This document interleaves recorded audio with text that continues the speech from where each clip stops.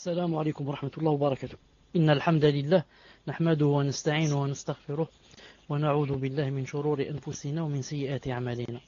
من يهده الله فلا مضل له ومن يضلله فلا هادي له، وأشهد أن لا إله إلا الله وحده لا شريك له، وأشهد أن محمدا صلى الله عليه وسلم عبده ورسوله.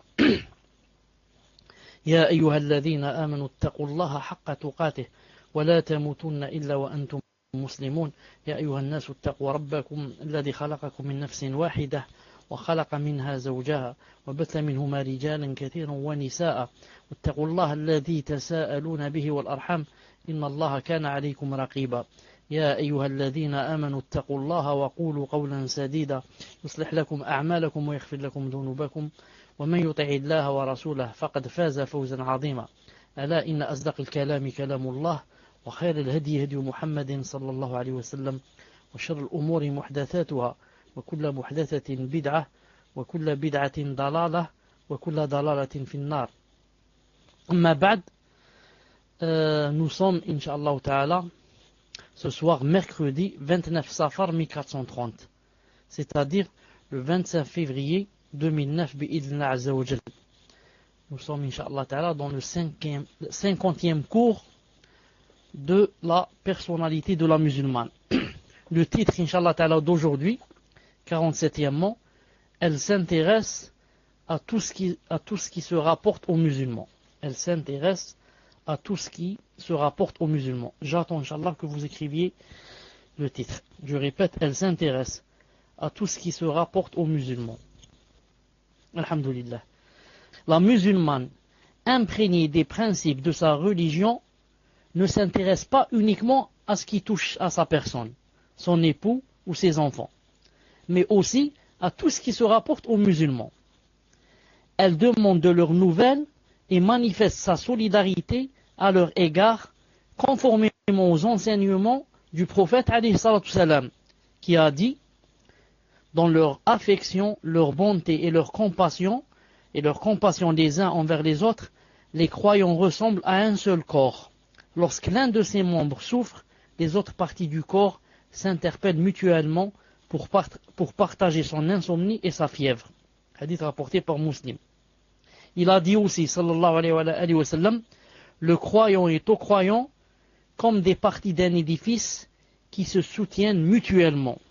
Rapporté par Muslim. Consciente de sa responsabilité de communiquer l'islam aux autres, la musulmane s'intéresse à tout ce qui touche à sa umma, à sa nation. Elle s'intéresse aux individus et aux familles, comme elle s'intéresse à la société. À travers l'histoire, les plus vertueuses parmi les femmes musulmanes nous ont légué de multiples exemples illustrant l'attention qu'elles avaient pour tous les musulmans et musulmanes, au niveau individuel comme au niveau collectif. À titre indicatif, l'imam Muslim rapporte que Salim, le protégé de Shaddad ibn al-Had, a dit, parce qu'il a dit, le jour où Saad ibn Abi Waqqas mourut, j'entre chez Aïcha, l'épouse du prophète sallallahu alayhi wa sallam. Ensuite, regardez c'est quoi ici, qu'est-ce qui s'est passé? C'est qu'il y a eu une mort. Il a dit ensuite, Abdurrahman ibn Abi Bakr entra. Abdurrahman ibn Abi Bakr, c'est-à-dire le frère de Aïcha, radiyallahu ta'ala anha, entra et accomplit les ablutions mineures. Aïcha lui dit, radiyallahu ta'ala anha, ô Abdurrahman, accomplis parfaitement tes ablutions, car j'ai entendu le messager d'Allah sallallahu alayhi wa sallam dire que ceux qui ne se lavent pas parfaitement les talons redoutent l'enfer. Que ceux qui ne se lavent pas parfaitement les talons redoutent l'enfer. Hadith rapporté par Muslim. Ainsi, constatant que son frère Abdurrahman n'avait pas lavé parfaitement ses talons en faisant ses ablutions mineures, Aïcha ne passa pas son erreur sous silence, mais au contraire attira son attention sur la nécessité de faire correctement ses ablutions, conformément à ce que le messager d'Allah avait dit. On ne doit donc pas confondre l'intrusion dans les affaires personnelles des autres et l'attention qu'on doit avoir à leur égard. La première pratique d'intrusion est réproduite par l'islam, tandis que la seconde, c'est-à-dire l'attention qu'on doit avoir envers les autres, est recommandée tant qu'elle relève de l'obligation de commander le bien et interdire le mal. Non, parce que certaines personnes, elles veulent par exemple commander le bien, interdire le mal et dire aux gens par exemple, attention, cette chose est interdite, ou là il ne faut pas faire cela, ou là quand ils voient une personne devant elle faire une faute, non, il veut lui montrer, ensuite peut-être il se dit, le shaitan va lui dire, ça rentre dans l'intrusion, ça rentre dans, comme on dit, tajassus, ça rentre dans l'espionnage, et comme ça. Alors que tout ça n'est pas vrai. Le shaitan ne veut pas que tu corriges une faute à quelqu'un, le shaitan ne veut pas que tu propages la religion d'Allah subhanahu wa ta'ala. Ça, l'intrusion et l'espionnage, c'est quand on suit quelqu'un en cachette, on veut le photographier, on veut voir où il va, on veut voir avec qui il parle, on veut voir tout ça, ça rentre dans l'espionnage qui est interdit. Mais quand je dis à quelqu'un, cette chose est haram, il ne faut pas la faire, ou là, cette chose, yani Allah ta'ala l'aime, c'est bien de la faire, ce n'est pas de l'intrusion. Ça rentre dans quoi? Ça rentre dans le fait de commander le bien, interdire le mal. Encore, yani, faut-il savoir yani, faire cette chose avec sagesse, avec science, avec yani, hikmah. Naam.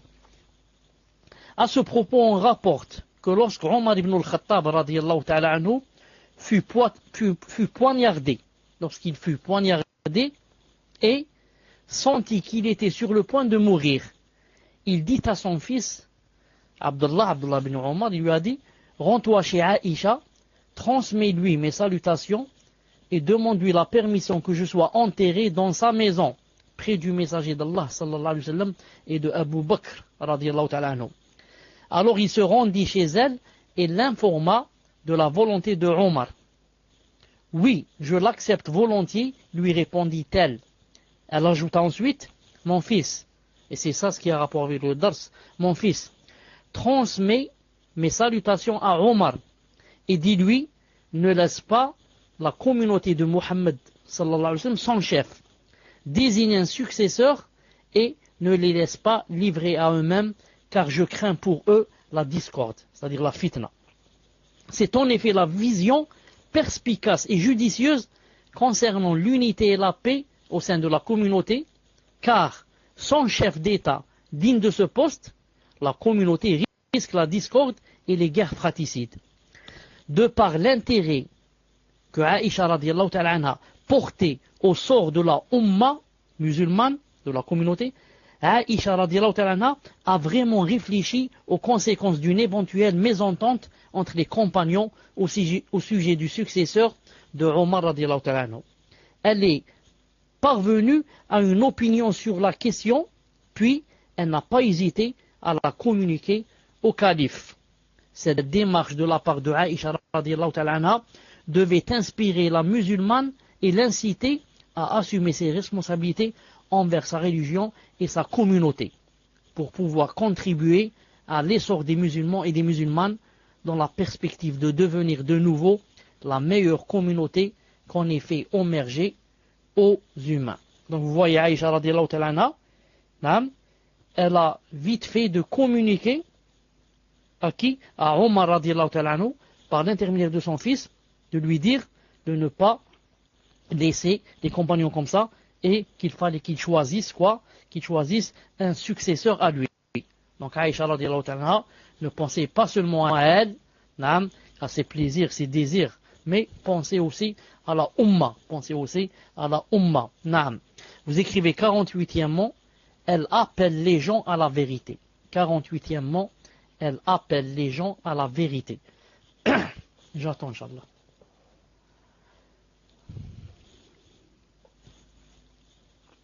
Alhamdulillah. Toute musulmane imprégnée des principes de sa religion est consciente qu'elle n'a pas été créée sans but. Mais, au contraire, elle a été créée pour remplir une mission et accomplir le devoir noble qui consiste à adorer Allah Azza wa Jal. Allah Ta'ala dit dans le Coran 51, verset 56. Il a dit: je n'ai créé les djinns et les humains que pour qu'ils m'adorent. Donc nous, on a été créés que pour quoi? Que pour l'adoration d'Allah Azza wa Jal. Tout ce qu'on fait, c'est quelque chose en plus. Si on mange, c'est juste pour vivre, pour adorer. Si on va se marier, c'est aussi pour vivre, pour ne pas tomber dans le haram et pour adorer Allah. Si on va au travail, c'est aussi pour adorer Allah. Et comme ça, toutes ces choses, ce sont des choses secondaires. Comparé à quoi? À la noble mission, le noble but pour lequel on a été créé. On a été créé pourquoi? Pour adorer Allah subhanahu wa ta'ala. On n'a pas été créé, comme disent beaucoup de gens, qu'on a été créé pour les plaisirs de cette dunya, pour vivre au maximum, profiter au maximum, comme disent certains juhad, qui disent quoi? Qui disent que profite, on ne vit qu'une seule fois. Profite, il faut profiter car on ne vit qu'une seule fois. Certains savants disent, si quelqu'un dit comme ça, il peut devenir kafir. Sauf s'il l'a dit sans le vouloir, sans penser à ce qu'il dit, etc. Car si tu dis je ne vis qu'une seule fois, ça veut dire que tu renies qu'il y a une deuxième vie demain quand tu vas mourir. C'est pour ça que celui qui dit on ne vit qu'une seule fois, c'est quelqu'un qui est jahil. Si ce n'est pas un kafir, c'est au moins un jahil. L'adoration vouée à Allah Azza wa Jal englobe tout acte ayant comme but de parfaire en bien l'existence humaine sur terre, d'établir le message d'Allah parmi les humains et d'appliquer ses commandements dans tous les domaines de la vie. C'est ça, quoi? C'est ça la vraie adoration. L'adoration, ce n'est pas seulement lire le Coran et quoi? Et faire la salat et faire le jeûne. Et faire aussi le siyam et le hajj. Mais la vraie adoration, c'est tu ne fais une chose, tu ne dis une chose, tu ne penses à une chose que si elle est conforme aux lois et aux commandements d'Allah Azza wa Jal et de son prophète sallallahu alayhi wa sallam. Tout ce que tu fais, avant de le faire, tu dois penser. Est-ce que pour qui je le fais d'abord? Si tu trouves que c'est pour Allah subhanahu wa ta'ala et que c'est quelque chose qu'il aime, ou du moins c'est quelque chose qui n'est pas interdite, tu vas te poser la deuxième question, est-ce que je le fais sincèrement ou pas? Tout le monde devrait se poser deux questions avant de faire toute chose.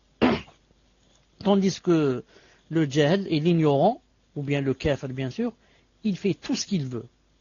Il n'est pas attaché, si je puis dire, commandé par des commandements. Tout ce qui lui passe par la tête, il le fait. Tous ses désirs, s'il pouvait, il voudrait les assouvir. Alors que le croyant vit en ayant toujours le Coran et la Sunna entre ses yeux. Il ne fait que ce qui est conforme au Coran et à la Sunna bi'idhnillahi azza wa jal. Ces trois éléments représentent la vérité à laquelle tout musulman et toute musulmane doivent appeler les gens. Ensuite, il a dit: appeler les autres à la vérité à laquelle nous avons adhéré est un devoir religieux. Quand la musulmane sincère le matérialise, elle le fait uniquement pour parvenir à l'agrément d'Allah Azza wa Jal et obtenir la grande récompense promise de sa part. Le messager d'Allah sallallahu alayhi wa sallam a dit à Ali ibn Abi Talib, qu'Allah Ta'ala l'agrée, il lui a dit: par Allah, qu'Allah fasse de toi le guide d'un homme dans le droit chemin, cela vaut mieux pour toi que la possession de chamelles rousses. Hadith rapporté par Bukhari. Qu'est-ce qu'il lui a dit? Si Allah Azza wa Jal fait de toi une cause, un sabab, pour la guidance d'un seul homme dans le droit chemin, c'est mieux pour toi que la possession de chamelles rousses. Autrefois, si quelqu'un pouvait posséder une chamelle et rousse par-dessus le marché, ça veut dire que vraiment il était le plus riche. Le messager d'Allah montre que si Allah Ta'ala t'aidait à guider une seule personne, tu es la cause, c'est toi qui étais la cause pour sa guidance, c'est mieux pour toi que les chamelles rousses, c'est-à-dire les choses les plus chères qui puissent exister en ton temps, en ton époque. Ainsi, une bonne parole que la musulmane adresse à une assemblée de femmes négligentes ou à une femme égarée du droit chemin et qui donne les effets escomptés, lui une récompense précieuse qui dépasse en valeur les chamelles rousses. C'est bien que les Arabes chérissaient le plus à l'époque du prophète sallallahu alayhi wa sallam.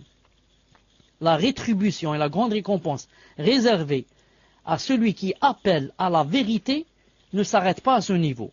Dans un autre hadith, le messager d'Allah alayhi wa sallam affirme que lorsque le croyant appelle un autre musulman à accomplir un acte de piété, il aura la rétribution due à cet acte à chaque fois que ce musulman l'accomplira. Il a dit, sallallahu alayhi wa sallam, dans un hadith rapporté par Muslim, il a dit, celui qui appelle au droit chemin aura la même rétribution réservée à ceux qui le suivront sans que la leur en soit diminuée. Subhanallah al-Azim. Si quelqu'un, par exemple, ne faisait pas la prière, et tu es la cause, masha'Allah, pour que cette personne fasse la prière.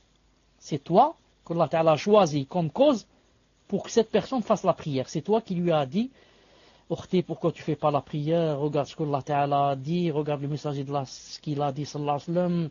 Regarde celui qui ne fait pas la prière, c'est quoi son châtiment, etc. Et doucement, avec sagesse, cette sœur va commencer à faire la prière.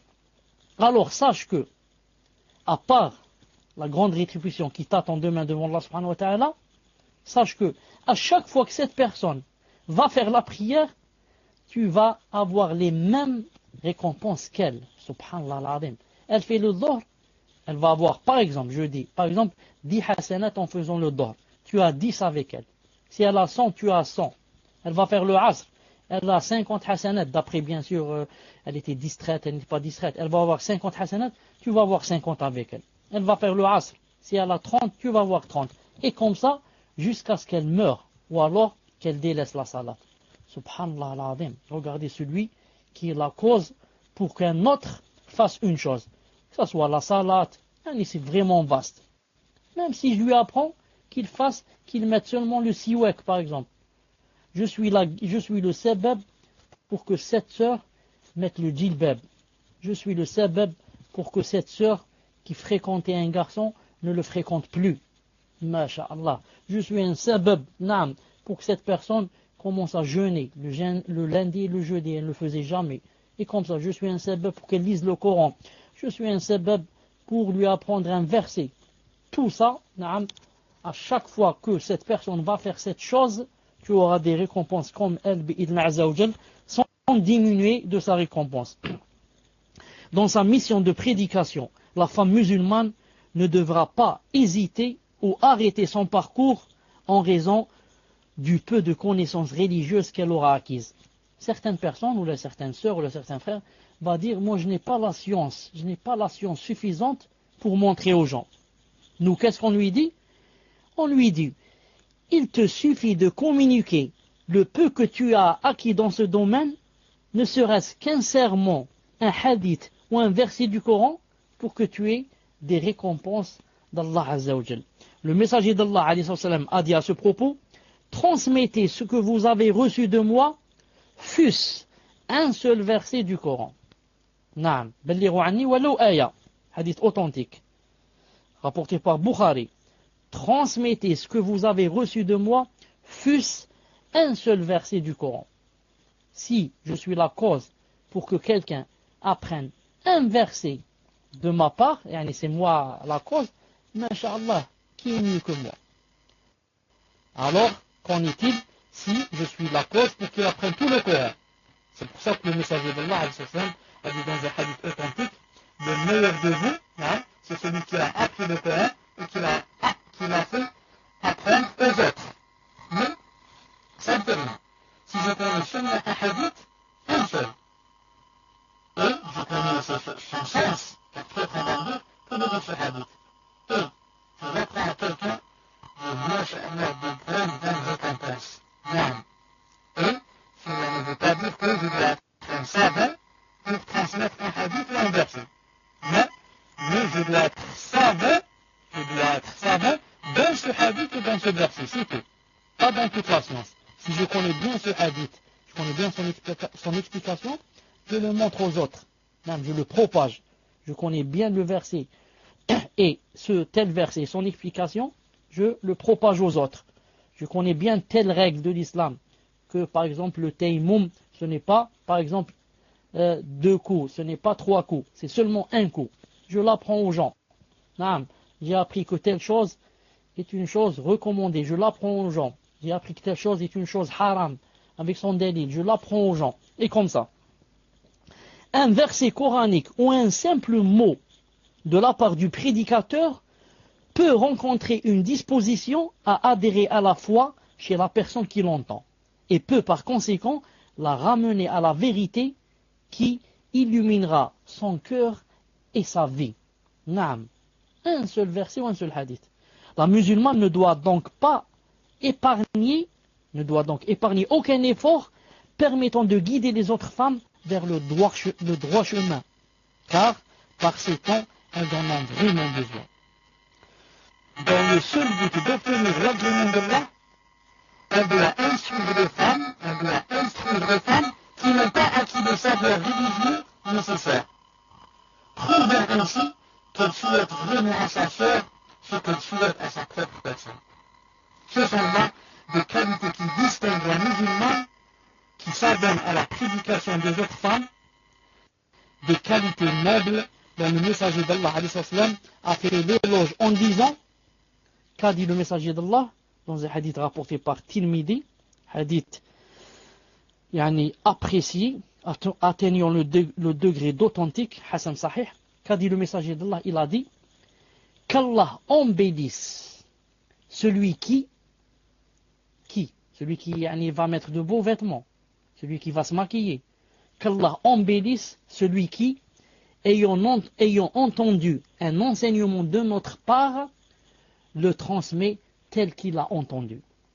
Car il se peut que celui à qui on a transmis un enseignement, il se peut qu'il le comprenne mieux que le premier qu'il a entendu.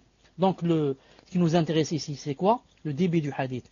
Qu'Allah embellisse une dua du messager d'Allah sallallahu alayhi wa sallam à toute personne ayant entendu un enseignement de notre part et qui va le transmettre, il a bien dit, tel qu'il l'a entendu. C'est-à-dire sans le dévier. Non, tel qu'il l'a entendu. La musulmane est semblable à une lanterne. Une fois emplie de lumière, qu'est-ce qu'elle va faire? Elle illumine la voie à celle qui se trouve dans les ténèbres. Consciente qu'elle est dans l'immense récompense préservée à celle qui appelle sincèrement à la vérité, elle n'hésite donc jamais à éclairer les esprits désorientés et les guider vers le droit chemin. Subhanallah al-Azim, imagine, tu as voulu faire de ta vie, quoi? Un soldat d'Allah Azza wa Jal. Quelqu'un, qui propage sa religion. Personne ne t'a payé, personne ne t'a dit je vais te donner un salaire mensuel chaque mois. Ou là chaque jour je vais te donner quelque chose. Et toi, tout seul et toute seule, tu as décidé de transmettre et de propager cette religion d'Allah subhanahu wa ta'ala. Imaginez, j'ai donné une fois cet exemple. Imaginez que moi, par exemple, j'ai une société. Supposons, par exemple, j'ai une société, par exemple, où là j'ai une société. Je vends, par exemple, une chose, une certaine boisson, par exemple. J'ai besoin de publicité. Plus il y a de la publicité, plus ma boisson, billah, va marcher. Et maintenant, il y a des gens qui, bénévolement, sans argent, vont, masha'Allah, marcher de ville en ville, crier dans les micros, passer à la télévision, dans les journaux, écrire que telle boisson est masha'Allah, et il faut acheter telle boisson, etc. Est-ce que moi, le propriétaire de l'usine, ça va me faire plaisir ou ça va pas me faire plaisir? Sûrement que c'est. Subhanallah, des gens qui font ça bénévolement, sans les payer. Ils marchent dans toutes les villes, de ville en ville, pour dire il faut acheter telle boisson, allez, masha'Allah, etc. Imaginez maintenant, toi, tu fais ça pour Allah subhanahu wa ta'ala. C'est son dîn que tu veux propager. Tu fais le porte-à-porte, tu vas dans les mosquées, tu invites les gens dans ta maison, et à chaque fois qu'il y a une discussion, tu dis Allah ta'ala a dit, son prophète a dit, Allah Ta'ala dit de faire cette chose, Allah Ta'ala dit de ne pas faire cette chose, et comme ça, sans attendre de quelqu'un qu'on te paye. Tu attends seulement d'Allah subhanahu wa ta'ala, quand tu vas mourir, qu'il va te placer dans un très haut rang.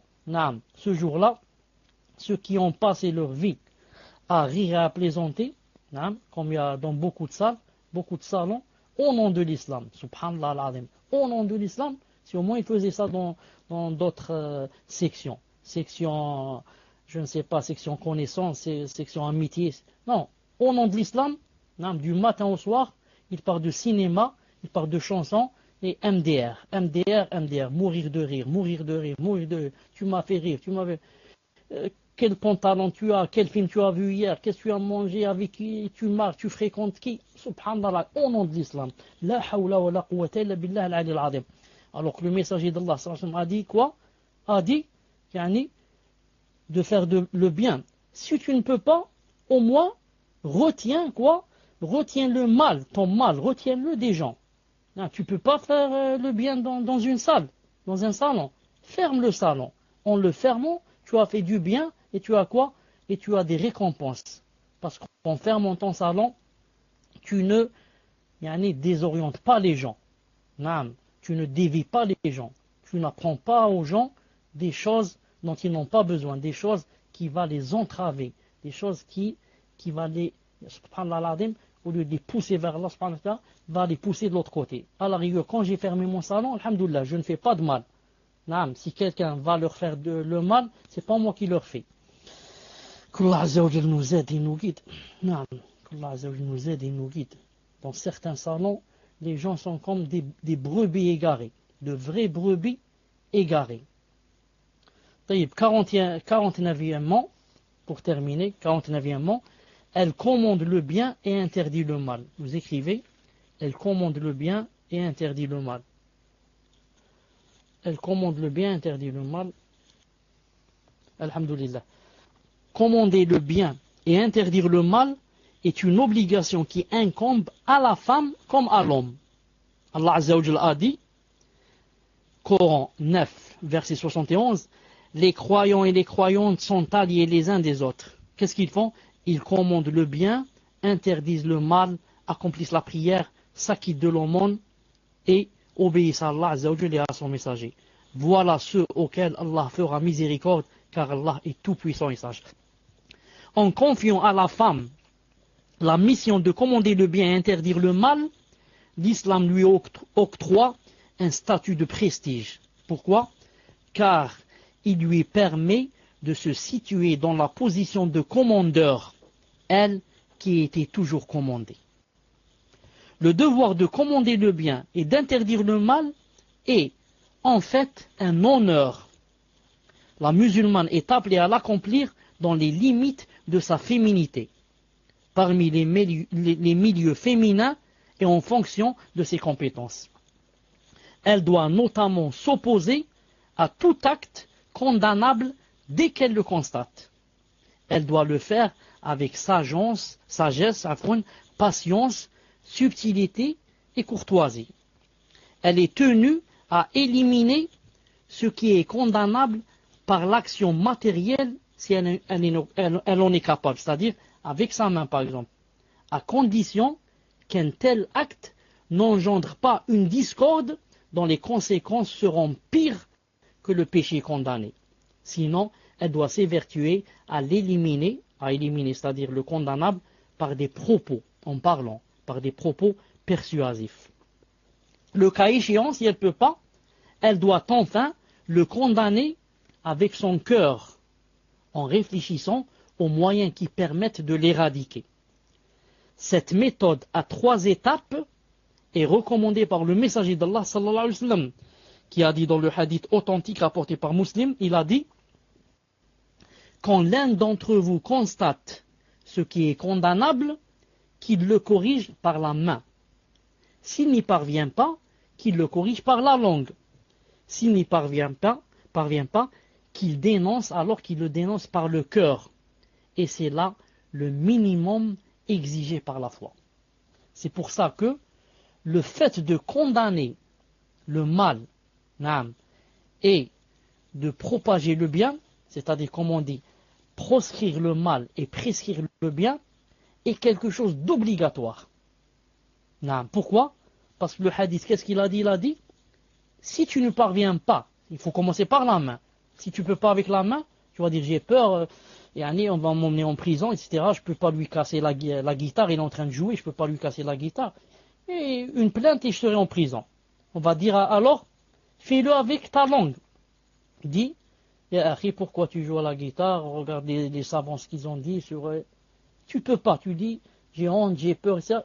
Qu'est-ce qu'il reste? Il reste le cœur. Comment est-ce que tu as maintenant une excuse pour ne pas changer cette chose avec le cœur? Et dire dans ce cœur, montrer que je ne suis pas ravi. Non, mon cœur devient chagriné, mon cœur devient triste. Je pense à une chose, comment faire la prochaine fois pour lui dire ne pas faire cette chose, etc. Pourquoi j'ai dit que c'était obligatoire? C'est-à-dire que au moins avec le cœur, si maintenant même avec le cœur, tu ne vas pas condamner le condamnable et propager le bien, ça veut dire que vraiment ta foi est faible, que vraiment ta foi est faible. Le messager ce hadith qui montre que quand on constate le condamnable, on le corrige d'abord par la main. Si on ne peut pas, on passe à la langue. Si on ne peut pas, on passe au cœur.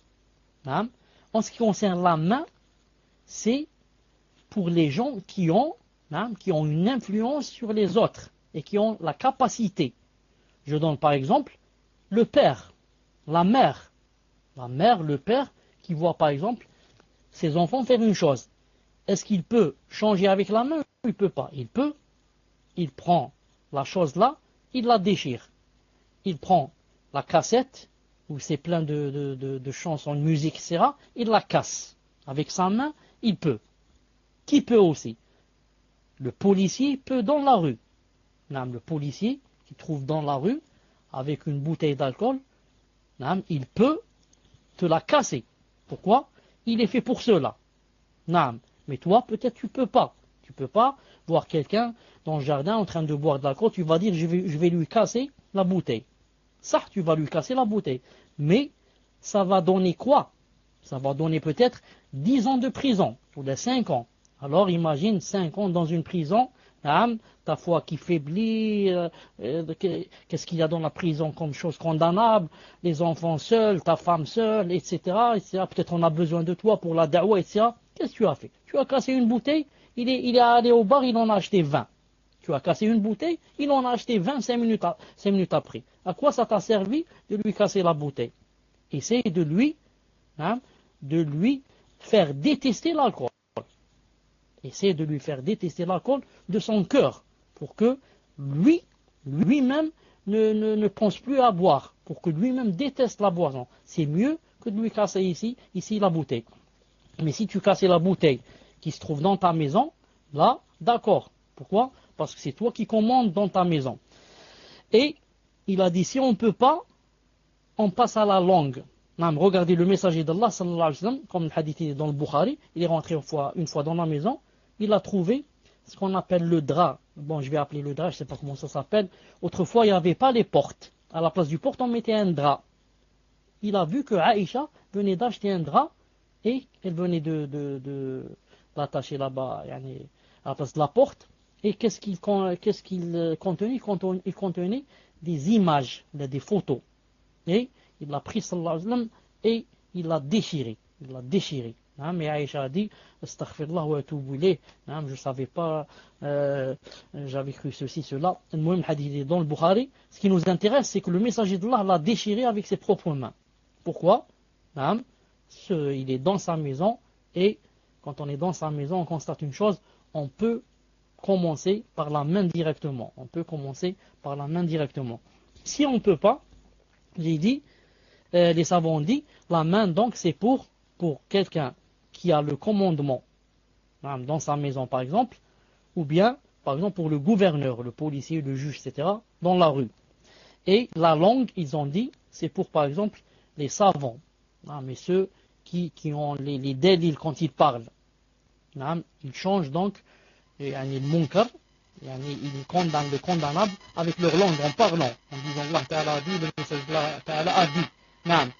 Si on ne peut pas, de faire ma peur, de faire qu'est-ce qu'il y a, il a le cœur. Si tu ne changes pas le condamnable avec ton cœur, tu ne peux pas excuser de Allah subhanahu wa ta'ala.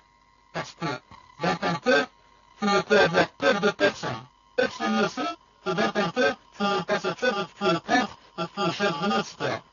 Donc si toi, ça te plaît, et tu es joyeux, etc., donc ça veut dire que tu n'as pas changé ce condamnable. Et le messager de l'Islam a dit, la religion c'est le conseil. Nous lui disons, pour qui? Il a dit, pour Allah, son livre, son envoyé et pour les guides des musulmans et leur masse. Hadith rapporté par Muslim aussi. Quand la musulmane consciencieuse manifeste sa loyauté envers les autres femmes en commandant le bien et en interdisant le mal, elle contribue à corriger beaucoup de comportements basés sur des coutumes contraires aux enseignements de l'islam. En changeant ses coutumes, ô combien répandues parmi les femmes, elle rend à sa communauté un service noble qui fait d'elle l'une des meilleures parmi les gens. On rapporte à ce sujet qu'alors que le prophète sallallahu alayhi wa sallam était sur son mimbar, un homme se leva et dit, ô messager d'Allah, qui est le meilleur parmi les gens? Il répondit sallallahu alayhi wa sallam, le meilleur d'entre les gens est celui qui connaît le plus le Coran, le plus pieux, qui commande plus que les autres le bien, qui interdit plus que les autres le mal, et qui maintient le plus les liens de parenté. Hadith rapporté par Ahmed ibn Hanbal et Tabarani. Ces transmetteurs sont jugés dignes de confiance. Voir Mujma' al-Zawaid, volume 7, page 253. C'est en conformité avec cet objectif que la musulmane consciencieuse reste. Elle ne reste pas muette face à une faute commise. Et elle n'hésite pas à exposer explicitement la vérité. Elle n'admet jamais la déviation, car elle est engagée à défendre et propager un message. À travers les recommandations du bien et l'interdiction du mal, elle sauve ses coreligionnaires de l'ignorance et de l'égarement. Naam. Si toi tu sais une chose, et moi je sais une chose, et on ne la montre pas, qui va montrer aux gens? Qui va montrer aux égarés? Qui va montrer aux ignorants? Et ce qui est plus grave, c'est quoi? C'est que le jour du jugement dernier, ces gens-là, ces ignorants, ces égarés, etc., vont nous accuser. Ils vont dire, Ya Allah, cette personne, je passais beaucoup de temps avec elle, jamais elle m'a dit, par exemple, que la cigarette, c'était interdit. Jamais. Elle me voyait fumer, elle ne m'a jamais dit. Elle m'allumait même des fois de ma cigarette. Jamais elle m'a dit, la cigarette c'est haram. Ya akhi, pourquoi tu fumes? Regarde Allah Ta'ala ce qu'a dit, regarde le messager d'Allah ce qu'a dit. Et comme ça, avec sagesse, avec hikmah. Quand on veut interdire un mal, surtout quand on interdit un mal, on ne doit pas montrer à la personne, d'ailleurs on ne doit même pas avoir cette chose, c'est quoi? On l'interdit pour Allah Ta'ala. C'est pas parce que je suis jaloux de cette personne qui fait cette chose, ou là c'est parce que je déteste cette personne. Non, je vais lui montrer que ceci, cela. Je vais me venger. Non, jamais de la vie. Si je dois faire comme ça, il vaut mieux que je ne le fasse pas, car ce n'est pas pour Allah. Mais je le fais pour Allah subhanahu wa ta'ala. C'est pour ça que je dois être, je dois avoir de la sagesse, je dois montrer la compassion à cette personne, même de mon amour à elle. Non, je la déteste pas. Je déteste ce qu'elle fait, c'est tout. Je lui montre que cette chose ne se fait pas. Non. Elle accomplit ce devoir surtout pour préserver la société du châtiment que le messager d'Allah a annoncé au peuple, parmi lesquels l'on n'entend aucune voix commandant le bien ou interdire le mal. On rapporte qu'après son investissement comme calife, Abu Bakr Siddiq radiyallahu ta'ala anhu monta sur le mimbar. Il célébra les louanges d'Allah, il a dit alhamdulillah, puis il dit aux gens, vous récitez souvent ce verset qui dit, ô les croyants, vous êtes responsables de vous-même. Celui qui s'égare ne vous nuira point si vous avez pris la bonne voie. Coran 5, 105. Ya ayyuhalladhina amanu, alaykum anfusakum, La yadurrukum man dalla idha ihtadaytum. Subhanallah al-Azim. Regardez ce qu'il dit le verset. Oh, les croyants, vous êtes responsables de vous-même. Celui qui s'égare ne vous nuira point si vous avez pris la bonne voie. Donc quelqu'un va lire ce verset, il va dire, vous êtes responsable de vous-même. Donc, et il a dit, donc celui qui s'égare ne va pas me nuire. Donc moi je m'en fous de celui qui s'égare. L'essentiel, je suis responsable de moi-même et de mes enfants. Mais Qadi Abou Bakr, il a dit, vous lisez ce verset, mais vous l'interprétez mal. Il a dit, vous l'interprétez mal. Sachez que j'ai entendu le messager d'Allah dire, lorsque les gens constatent ce qui est condamnable, mais ne le corrigent pas, ils risquent d'être touchés par le châtiment d'Allah réservé aux coupables. Hadith rapporté par Tirmidhi, Abu Daoud et Ahmed, hadith authentique.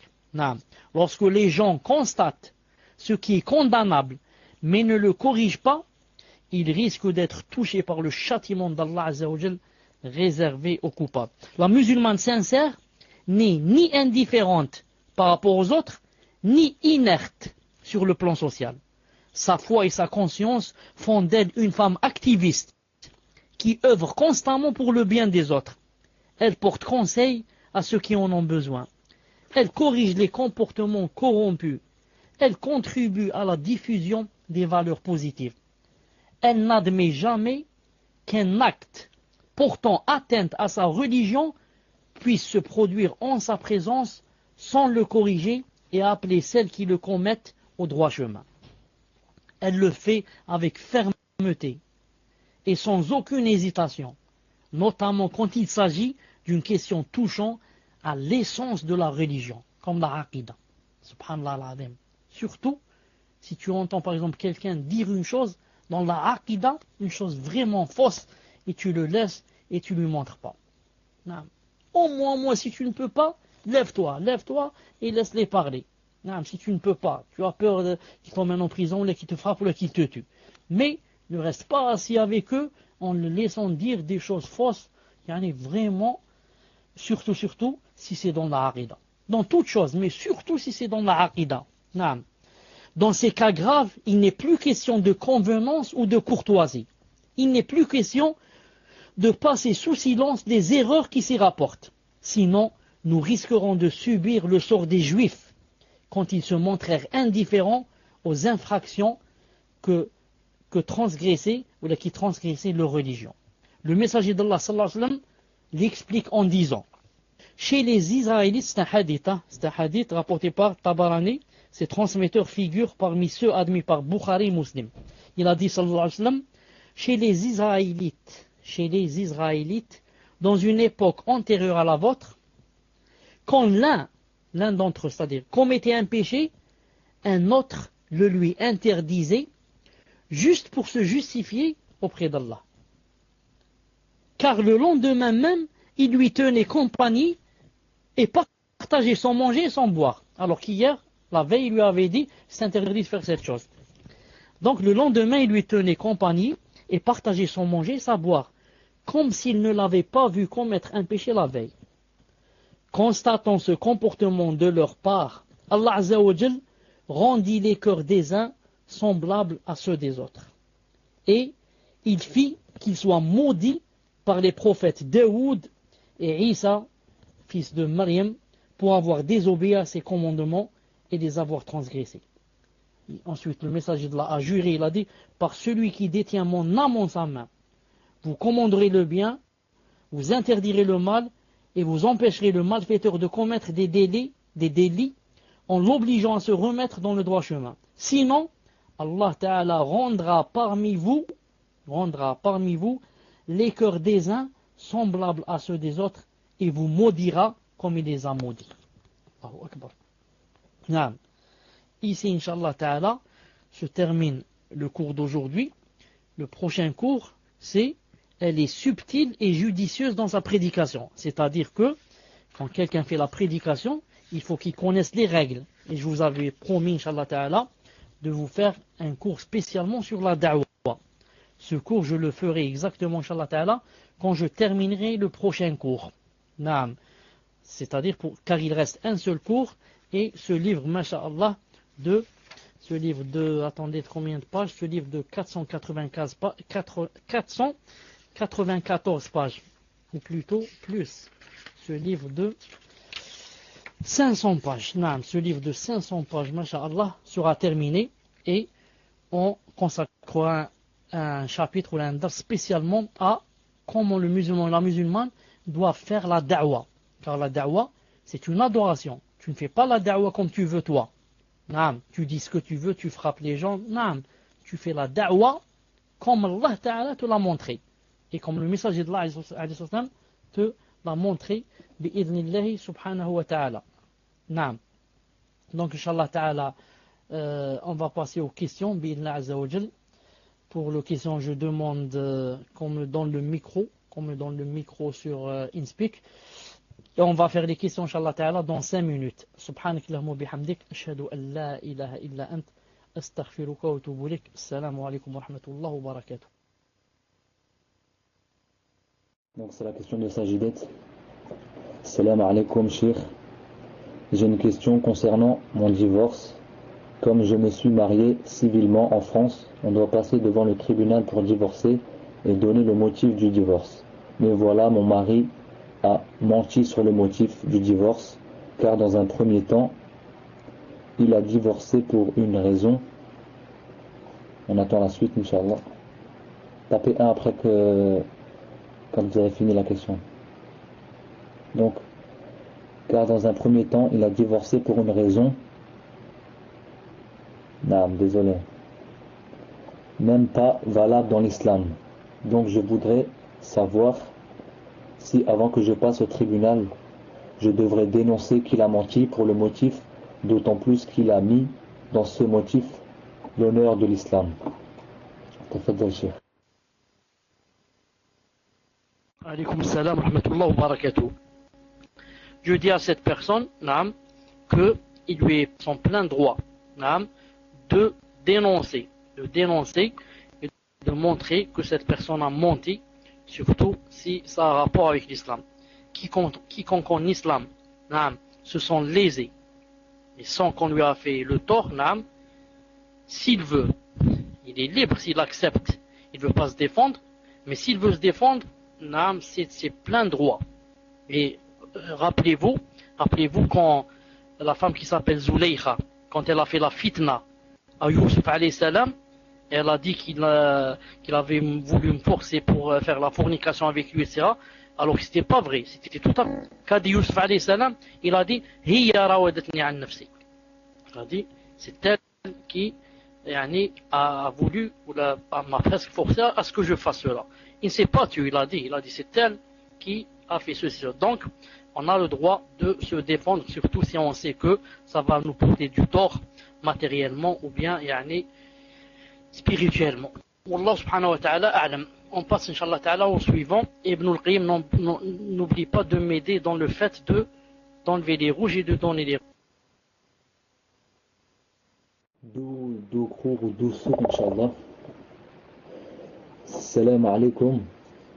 J'aimerais savoir quels sont les adab pour la famille, frère de grand-mère, entre parenthèses. Peut-il demander à me voir juste pour nous visiter chez ma sœur et mes frères sans en parler à mon mari?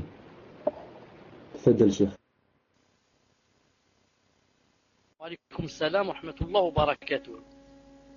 En principe et en règle générale, quand une femme veut faire une chose, elle doit demander le consentement de son mari. Des fois, c'est quelqu'un de notre famille, un cousin ou là, un oncle ou là, et on va le voir sans dire au mari, et il risque de s'énerver. Et je ne sais pas, le shaitan va venir, va le gonfler, et il va dire je divorce, tu es divorcé. Il vaut mieux, dans un cas pareil, toujours revenir, lui demander son consentement, bi'idhnillahi azza wa jal. Naam. Atfadal, Inch'Allah ta'ala, on passe au suivant. On passe, Inch'Allah ta'ala, à Ummi sur l'InSpeak. Assalamu alaikum wa rahmatullah, Cheikh. La semaine dernière, vous aviez parlé de la salat et du fait de bouger l'index de haut en bas lors du tashahhud. Après les salutations, il y a l'invocation pour la préservation de l'enfer. Et durant cette invocation, doit-on continuer à bouger l'index de haut en bas? Allah yajazikum khair. Taïb. Maintenant, je demande à ceux qui sont dans le paltalk, est-ce qu'ils ont entendu la question? Est-ce qu'ils ont entendu la question? Alhamdulillah. Je réponds. Bismillah ar-Rahman ar-Rahim wa salatu salam ala ashrafil mursalin. Quand on commence tashahhud, dès qu'on commence, on s'assoit. On va commencer à dire Tahiyyatu lillah. Les gens ont le doigt pointé vers la qibla, on regarde son doigt, on le bouge du haut vers le bas, yani doucement du haut vers le bas, et on est en train de dire jusqu'à ce que yani on se prépare à dire salam alaykum, c'est-à-dire même quand on dit Allahumma inni a'udhu bika min adab jahannam wa min adab al-qabr wa min fitnat al-mahya wal mamat wa min fitnat al-masih ad-dajjal ou min sharri fitnat al-masih ad-dajjal, on est toujours en train de bouger le doigt. Maintenant, j'ai terminé, je suis prêt à dire salam alaykum, yani je baisse le doigt, je dis salam alaykum, salam alaykum. Naam. Tfaddal inshallah le suivant. Donc la question de Yamina, Inch'Allah. Salam alaykum, Cheikh. J'aurais aimé savoir, est-ce que l'on fait un péché si on ne prie pas les deux rakas de la salat fajr, c'est-à-dire celle avant subh? Allah vous récompense. Amin. Wa alaykum salam wa rahmatullah wa barakatuh.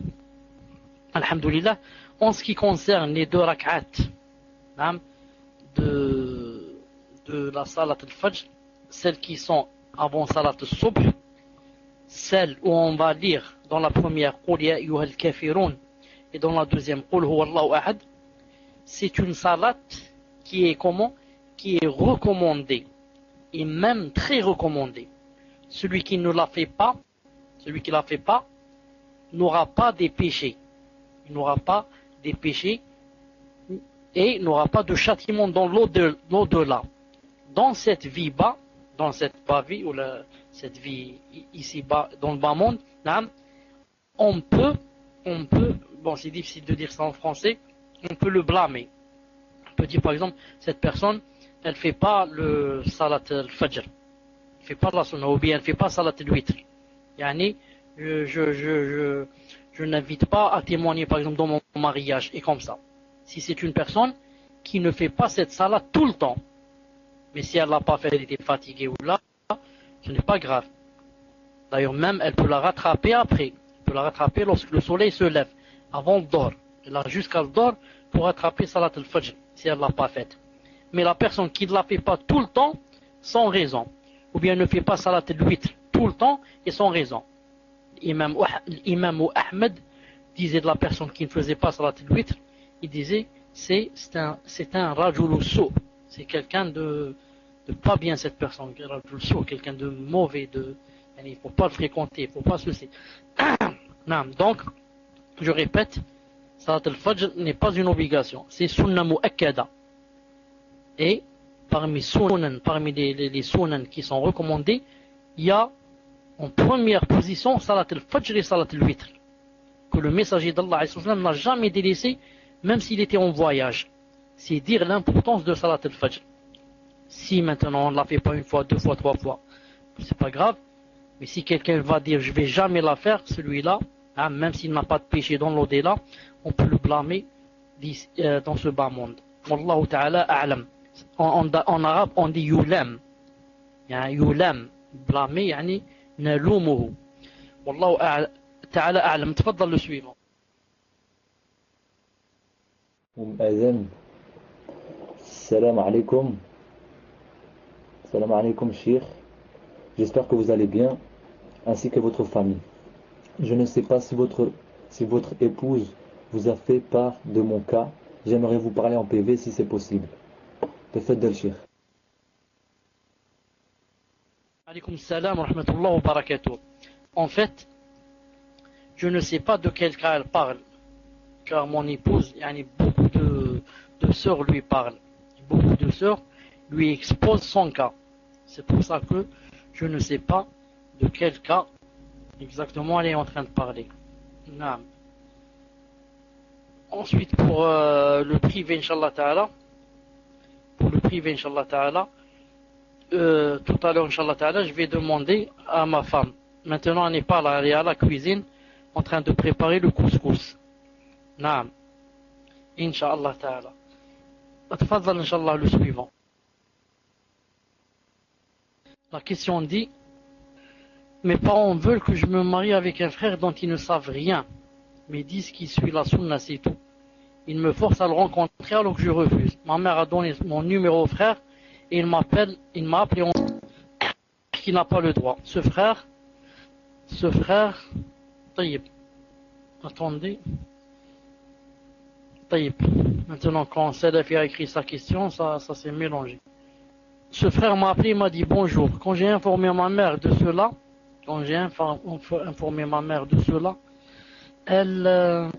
attendez.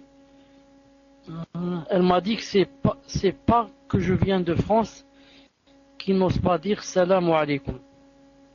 Elle m'a dit que c'est parce que je viens de France qui n'ose pas dire salam alaikum. Ma mère ne me parle plus et me dit que je lui ai désobéi. Quand je leur présente des frères du ménage, ils refusent et disent que ça ne fait pas. Ils disent que ça ne fait pas. Ça ne se fait pas que je leur demande. Est-ce que ça fait partie de la désobéissance aux parents, le fait que je refuse ce mariage? Que me conseillez-vous? Jazakumullahu khayran. Pour la réponse, je dis que, en principe, personne en islam n'a le droit de marier une femme, et encore moins un homme, de marier une femme à quelqu'un qui elle ne le veut pas. Vous connaissez le hadith qui est clair, où le messager d'Allah a séparé entre une femme et son mari, ou là, parce que elle n'a pas accepté ce mariage. Ou bien l'un des deux hadiths. Maintenant, je me souviens pas très bien. Ou bien celle qui a dit, bon, j'accepte, mais c'est juste pour montrer que les hommes n'ont pas d'influence, si je puis dire, sur les femmes si elles ne veulent pas. L'un des deux hadiths est authentique. Ce que je veux dire, si jamais la femme ne consent pas, ses parents ne peuvent pas la marier et n'ont pas le droit de la marier, et son mariage n'est pas valide. Mieux que cela, son mariage n'est pas valide, car l'un des principaux piliers du mariage, c'est quoi? Le consentement. C'est le consentement des deux époux. Si l'un des deux n'accepte pas, le mariage n'est pas valide.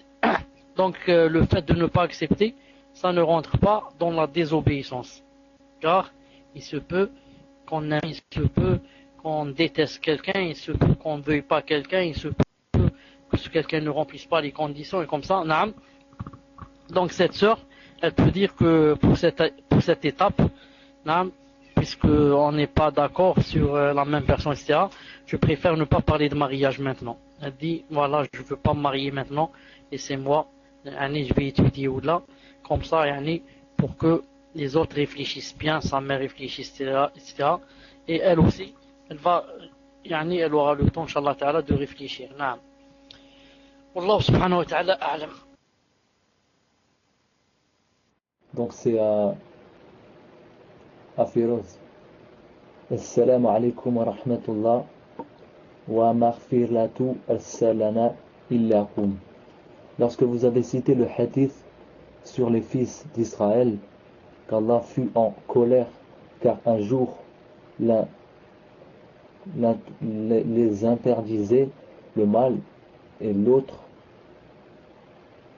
jour ils essayaient avec lui et lui tenaient compagnie. Cela veut dire qu'une fois avoir interdit le mal à un frère, nous ne devons plus lui tenir compagnie et partager un repas avec lui. J'ai pas très bien compris, Shir. Inch'Allah. J'ai pas compris cette question. Non, moi aussi j'ai pas bien compris, mais je sais pas, il l'a pas bien écrit. S'il peut le réécrire mieux, Inch'Allah ta'ala. Donc je vais essayer, Inch'Allah. Assalamu alaikum wa rahmatullah wa maghfirlatu arsalana ilakum. lorsque vous avez cité le hadith sur les fils d'Israël, qu'Allah fut en colère, car un jour, l'un interdisait le mal à l'autre, et l'autre jour, ils s'asseyaient avec lui, et lui tenaient compagnie. Cela veut dire qu'une fois avoir interdit le mal à un frère, nous ne devons plus lui tenir compagnie et partager un repas avec lui. Non, c'est ça en fait la question. Fadal Cheikh. Wa alaykoum salam wa rahmatullahi wa barakatuh. Maintenant, j'ai compris la question. Quand on interdit un mal à quelqu'un, on lui interdit un mal, on voit cette personne, yani, elle est de quel genre? Il y a ceux qui, lorsqu'on leur interdit le mal, ils s'arrêtent de le faire. Dans ce cas, il n'y a plus de problème. Mais il y a d'autres qui ne s'arrêtent pas de le faire. Dans ce cas, si on va les isoler, on va s'isoler d'eux, hein, cette chose est permise en islam à condition que ça donne des résultats. À condition qu'on sache que ça donne des résultats. Mais si maintenant une personne fait par exemple un péché, ensuite je lui dis, il ne faut pas faire cette chose, etc. Et il commence à la faire, hein, il la refait. Ensuite je vais m'isoler de lui, je ne vais plus lui parler. 3 jours, 4 jours, 5 jours, 1 mois, comme le messager d'Allah n'a pas parlé aux 3 compagnons, 52 jours. Ensuite je vois que ça n'a rien donné. Que pire que cela, maintenant il fait des fautes plus graves. Donc le fait que je l'ai isolé n'a donné aucun résultat. Je préfère maintenant chercher un autre moyen. Car le fait de ne pas parler avec quelqu'un ou ne pas s'asseoir avec lui ou de s'isoler de lui n'est pas une adoration en elle-même. C'est une cause pour que la personne revienne vers Allah et délaisse le péché. C'est pour ça que le fait de ne pas s'asseoir avec quelqu'un ou ne pas lui parler, etc., c'est juste si ça donne. On va l'essayer, on va voir si ça donne. Si ça donne des résultats, masha'Allah. Si ça donne pas, c'est pas la peine de faire cette chose. Si la personne qui fait cette chose, c'est une tête de la bid'a, par exemple un chef d'une secte, etc., celui-là, on a le droit ni de lui parler, ni de lui rendre le salam, ni de s'asseoir avec lui. Ni de lui parler, ni de lui rendre, même si lui, il dit salam alaikum, on ne doit pas lui rendre. Ni de s'asseoir avec lui. Sauf bien sûr, entre parenthèses, si on a peur par exemple que cette personne, nous mette en prison, ou là, nous tue, ou là, ça c'est juste, pour éviter ces mots. Wallahu subhanahu wa ta'ala a'lam. Tfaddal suivant. Salam alaikum. Donc la question de Abu Zaid. Salam alaikum shir. J'ai fait les ablutions, je mets mes chaussettes, je les ai retirées par la suite et je les ai remis. Si je perds les ablutions et je veux passer mes mains sur celles-ci en les renouvelant, est-ce valable? Barakallahu fik. Tafaddal Cheikh. Wa alaykoum salam wa rahmatullahi wa barakatuh. J'ai essayé, Inch'Allah ta'ala, je vais essayer de résumer cette règle et je demande à Allah subhanahu wa ta'ala qu'il m'aide et que vous la compreniez. Si quelqu'un par exemple, vient de faire les ablutions et après avoir terminé ses ablutions, il a lavé ses pieds, maintenant il a mis les chaussettes par exemple. Par exemple, il a fait salat subh, maintenant c'est salat al-dhuhr. Entre temps, il est rentré aux toilettes. Donc il a perdu les ablutions, il va faire les ablutions pour salat al-dhuhr. Ça. Maintenant par exemple, il va essuyer sur les chaussettes. Maintenant, s'il a essuyé sur les chaussettes, il va faire salat al-dhuhr. Maintenant, s'il enlève ses chaussettes, après avoir essuyé sur les chaussettes, il va les enlever et, par exemple, un quart d'heure après ou là, il va les remettre sans perdre ses ablutions. Il n'y a rien qui n'est sorti de lui. Par exemple, disons 1 minute, il les a enlevés, ensuite il a dit, bon, je vais les laisser, il fait froid. Il les a remis, il n'a pas perdu le wudu. Ça. Mais après quoi? Après avoir essuyé dessus. Dans ce cas, il peut faire la prière avec ses chaussettes, mais il ne peut plus essuyer dessus. Il ne peut plus essuyer sur ses chaussettes. Pourquoi? Parce qu'il les a rentrées dans ses souliers après avoir essuyé dessus. Alors que la règle, pour qu'il puisse essuyer, il doit les avoir rentrées dans ses pieds après avoir lavé ses pieds et non pas après avoir essuyé dessus. Mais si jamais quelqu'un, par exemple,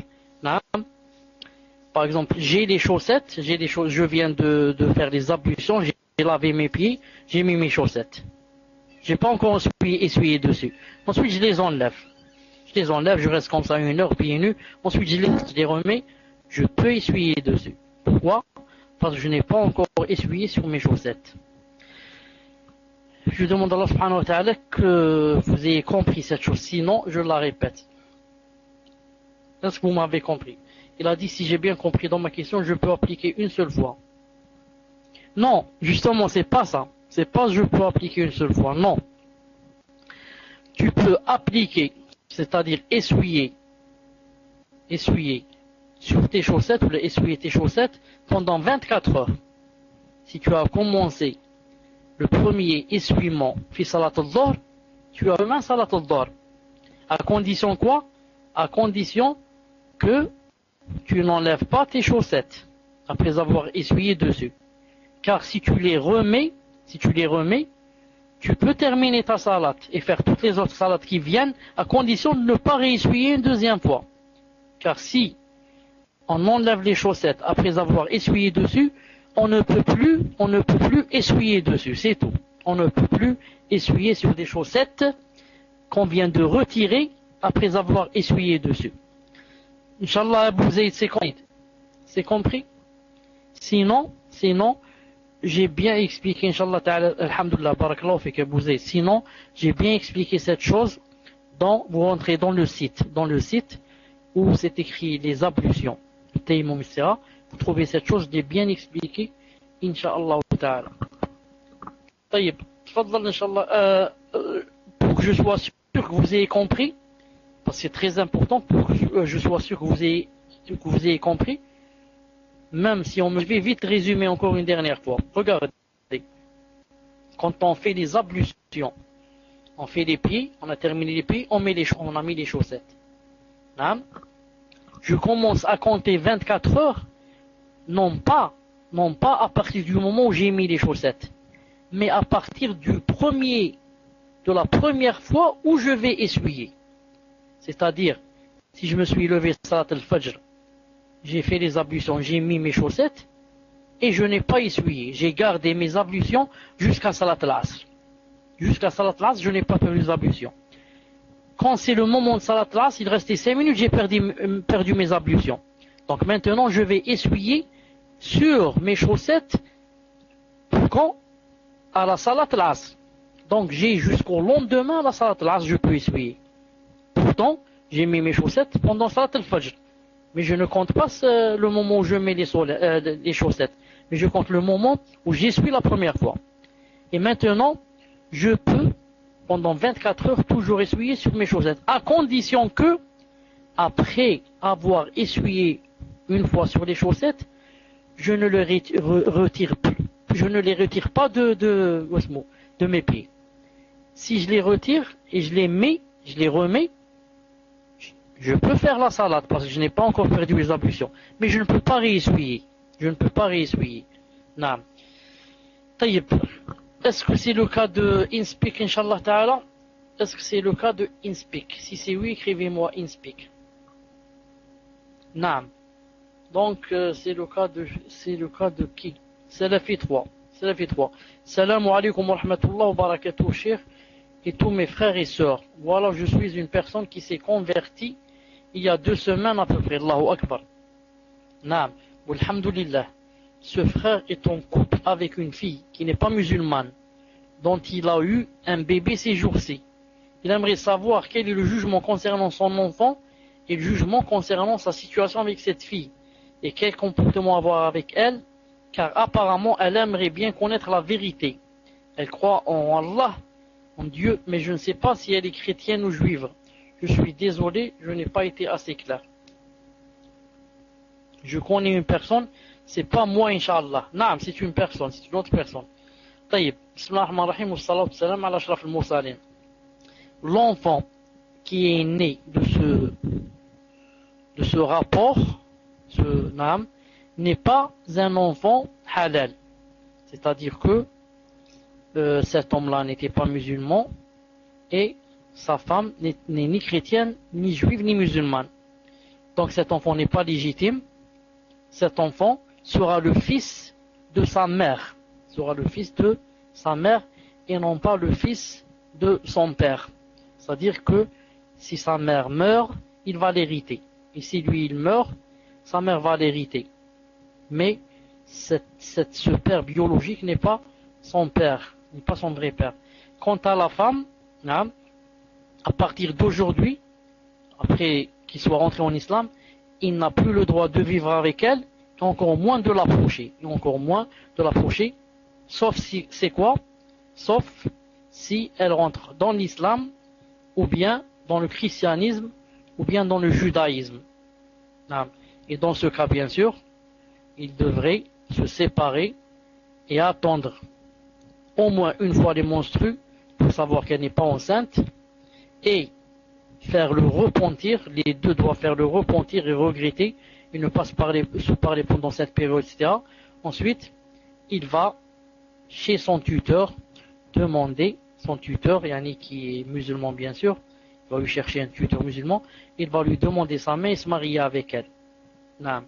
S'il se marie avec elle, son enfant dont on vient de parler, illégitime, si c'est une fille, elle pourra se dévoiler devant son père biologique, parce que son père vient de se marier avec sa mère.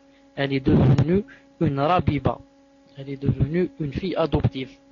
Wallahu azza wa jal a'lam. تفضل إن شاء الله تعالى le suivant. Donc le prochain c'est les jumeaux. Salam alaikum shir. Voilà, j'ai rêvé que je volais à vos côtés et je vous ai dit, Allah vous a choisi pour être shir et moi je ne serai jamais choisi car je suis une femme. Et vous m'avez dit, j'ai été choisi pour 3 raisons et la première c'est que je paie la zakat et ensuite elle dit qu'elle a oublié les 2 autres. Donc voilà, c'est ça en fait. Qu'Allah vous guérisse et merci pour tout. Amin. Tafaddal shir. Wa alaykoum salam wa rahmatullah wa barakatuh. Heureusement que mon épouse est un peu loin, car si elle va lire ça, elle va dire comment celle-là, elle vole à côté de lui, etc. Alhamdulillah. Al-Muhim, en ce qui concerne le rêve, elle a dit j'ai oublié les 2 autres. Je les ai oubliés, c'est-à-dire pendant le rêve ou là je les ai oubliés maintenant? Je pose la question. Je les ai oubliés pendant le rêve ou bien je les ai oubliés maintenant? Je profite pour l'occasion pour dire à Adam qui m'a parlé tout à l'heure, que mon épouse est au courant de ce que tu lui as dit. Et moi aussi je suis au courant. Elle me l'a appris bi'idna azza wa jal. Al-Muhim, pour le rêve, je demande à Allah subhanahu wa ta'ala qu'il me donne de la sincérité et qu'il nous donne à nous tous de la sincérité et qu'il nous aide et qu'il nous ouvre nos poitrines pour l'islam et qu'il nous rapproche de lui et qu'il nous ouvre ses portes du paradis et qu'il nous éloigne de l'enfer et qu'il nous aide et nous donne la sincérité. Barakallahu fikum, jazakumullahu khayran. On passe Inch'Allah ta'ala au suivant. Barakallahu fik, Cheikh, salam alaikum. Et excusez-moi de déranger votre cours, c'était juste pour faire une petite remarque, parce que la sœur Adam, la dernière fois, elle vous a posé une question, et lorsque vous étiez en train de répondre à sa question, elle a rajouté un détail, et vous n'avez pas vu le détail, et peut-être que ce détail-là, il va changer toute la réponse. Et barakallahu fikum, si vous pouvez enlever le point rouge à la sœur Adam, c'était pour lui demander, est-ce que lorsque son père il s'est remarié avec la 2e femme, est-ce que cet enfant, est-ce que cet enfant c'est l'enfant de son père ou c'est l'enfant de la deuxième femme à son père? Parce que ce détail, il peut changer toute la réponse du cheikh et vous l'avez mis à la fin, mais le cheikh il l'a pas vu. Vous avez posé la question, vous avez dit mon père il s'est remarié avec une femme et il y a un enfant. Mais est-ce que cet enfant, c'est l'enfant qui vient de votre père avec cette nouvelle femme, ou est-ce que votre père il s'est marié avec une femme qui avait déjà un enfant? Après vous avez marqué c'est mon demi-frère, si vous vous en souvenez. Est-ce que la ourte elle nous entend, Inch'Allah? Adam, oui. Oui quoi? Oui, cet enfant, il est de votre père aussi, hein. Naam. Eh bien, alhamdoulilah, alors la réponse du cheikh, elle n'a pas changé. Et juste une chose, cheikh, par rapport à ce que la sœur, elle avait écrit, elle a dit c'est mon demi-frère. Et j'aimerais savoir, est-ce qu'en islam ça existe, ce terme demi-frère, ou est-ce qu'on est tous des frères de sang et des frères filins, ou est-ce que ce terme en islam, il est permis de dire demi-frère? Parce que moi je sais que chez les koufars, ils utilisent ce mot-là, mais je ne sais pas si chez les musulmans ça existe, et si c'est permis. Et excusez-moi pour la vérification, barakallahu fikum, salam alaikum. Pour le terme demi-frère, tant que ça ne fait pas mal, ou là ça ne se contredit pas avec un verset ou un hadith, ça ne devient pas interdit. L'essentiel c'est que quand on distingue demi-frère, on comprend qu'il vient alors ou bien du père ou bien de la mère seulement. Et ça ne se contredit en rien avec l'islam. Même si en islam, ça a une autre appellation. Allah Azza wa Jal a'lam. Tfadhal, Inch'Allah, le suivre. Donc la question de Talib Saïd. Salam alaikum wa rahmatullahi wa barakatuh. Une sœur souhaite se marier. Son père est décédé. Qui est son wali? Qui est son wali? En fait, il pose la question là. Son oncle du côté du père ou son frère, en sachant qu'il lui faut un tuteur pour les conditions du mariage. Est-ce que la muqabala fait partie de la sunna? Le fait de le shir. En ce qui concerne les tuteurs, on a toujours dit que quand quelqu'un n'a pas de père ou que son père est décédé, la tutelle passe au grand-père. Le grand-père, à condition qu'il soit paternel. Sinon, on voit si la sœur a un fils, ou alors le petit-fils qui vient du côté du père. Sinon, on voit le frère du père et de la mère, sinon le frère paternel, sinon le fils du frère. Sinon, on va à l'oncle des deux côtés, sinon l'oncle paternel, bi'idnillah subhanahu wa ta'ala. Voilà, inshallah ta'ala, pour la réponse. En ce qui concerne le tuteur, bi'idnillah subhanahu wa ta'ala. Taïb, pour la dernière question, tfaddal. Donc c'est la question de Mariam, en fait, on me l'a envoyé, Inch'Allah. Donc, c'est une sœur de France qui demande: je travaille pour une compagnie d'assurance, voiture, maison, maladie, etc. Mon travail implique que je fasse parfois des formations dans d'autres villes, et cela plusieurs semaines. Donc je ne dors pas chez mes parents. Je ne vends pas des contrats d'assurance, mais je fais de la gestion de dossiers. La question est la suivante. Est-il licite de travailler dans une société d'assurance, même si je m'occupe que de la relation avec les clients, entre parenthèses, pas de vente de contrat? Et qu'en est-il de ces formations loin de mon domicile? Et le frère, en fait, lui demande si on peut si vous pouvez faire chier une nasiha pour les sœurs qui travaillent dans la mixité et tout ça, et sans le voile, quoi. Barakallahu fik. Wa alaykoum salam wa rahmatullahi wa barakatuh. Dans cette question, il y a trois choses. La première, en ce qui concerne le fait de travailler dans une société d'assurance et comme il a dit, de gérer des dossiers ou quelque chose comme ça. Je laisse la réponse pour la semaine prochaine, Inch'Allah Ta'ala. La deuxième, ce qu'il y a à l'intérieur, c'est le fait de passer la nuit. Loin des parents. Le fait de passer la nuit loin des parents, si on est en sécurité, ce n'est pas interdit. S'il n'y a pas la mixité, si C'est comme si une sœur serait invitée chez une autre sœur et qu'elle passe la nuit, seule dans une chambre ou bien avec une autre sœur. Reste à savoir est-ce qu'elle a fait un voyage ou pas, pour voir si elle a besoin du mahram pour le voyage ou pas. Reste la troisième des choses. Il y a la mixité où reste la troisième chose qui a rapport avec la question. En ce qui concerne le voile, il dit pour la femme qui n'a pas le voile, etc. La femme qui n'a pas le voile, ça n'a rien à voir avec le travail. Car le voile, même si on ne travaille pas, on doit le mettre. À chaque fois que la femme quitte son domicile, elle doit mettre le voile. Donc, ça n'a rien à voir avec le travail.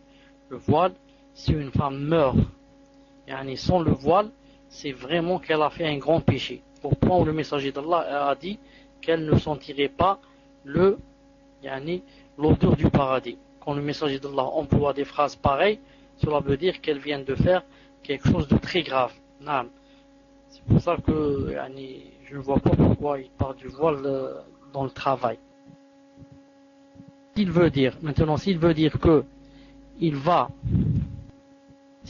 que elle va envoyer le voile à cause du travail, c'est peut-être ça. Ça, c'est aussi une chose grave. Une chose grave qui pousse la sœur à ce qu'elle enlève son voile à cause de l'argent. C'est comme si on lui avait donné de l'argent et on lui a dit, voilà, on va te donner une certaine somme, on enlève ton voile. Alors que le voile, c'est quelque chose de vraiment sacré et que aucune croyante qui a vraiment la foi n'accepterait de se dévoiler à cause de l'argent ou là à cause d'un travail ou là à cause de quoi que ce soit. Sauf si maintenant elle a quelque chose qui remplace. Si elle est vraiment forcée de faire cette chose, il faut qu'il y ait quelque chose qui remplace le voile, plus ou moins. Mais non pas se dévoiler comme ça les cheveux, etc. Aujourd'hui, ce soir, Inch'Allah Ta'ala, ses parents ne travaillent pas. Elle dit, la question dit ici, si un croyant accomplit un acte ne visant pas immédiatement la satisfaction d'Allah, mais par exemple celle des parents ou du conjoint, sans que ce soit en contradiction avec la religion, est-ce que cet acte est annulé? Exemple, je vais faire une telle ou telle chose pour faire plaisir à ma mère ou autre. Non, cette chose n'est pas annulée.